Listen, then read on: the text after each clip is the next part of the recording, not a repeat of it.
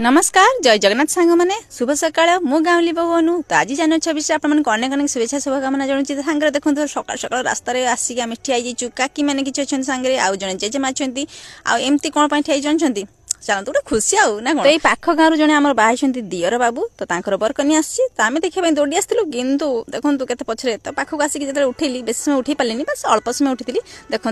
जहाँ आप आशीर्वाद करूँ ए दिजन बाहर लाइफ भल से एंजय करूँ भगवान आशीर्वाद करूँ जगह भल रखु ढेर सारा खुशी दिंतु तापर कौन सिर सिर तो कार्टा पड़ेगा मुझे बेस उठे भी पारे यही सब देखिए मन पड़ जाए पिला दिन कथा आप मन पड़े ना पड़ेनि जिते मुझे छोट थी ना मामू घर आसुली गाँव को जिते राति भी था ना कहीं गाँव समस्त एकजुट होकर चली आसवे रास्ता को कहीं बाजा बाजुची बरकन्या आसी थाए अलग प्रकार गोटे खुशी कहीं थाए सवारी सवार नवा गोटे अलग प्रकार आ से सब तो ना तो जहाँ भी हो ए तो कार भू भांगी पड़ जाऊँगी सेठू आसला मुझे कौन कली ना काना को रेडी कली कहीं आज हूँ जानुरी 26 तो देखो पिला सब रेडी सारे झील पु 2 जन जाक बाहर की गले कौन आज से गोटे खुशी दिनटा